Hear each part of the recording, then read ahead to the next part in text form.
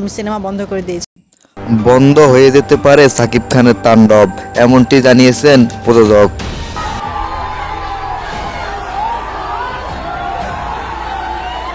তবে এই বিষয়ে সাকিব খান কোনো কিছু বলেননি।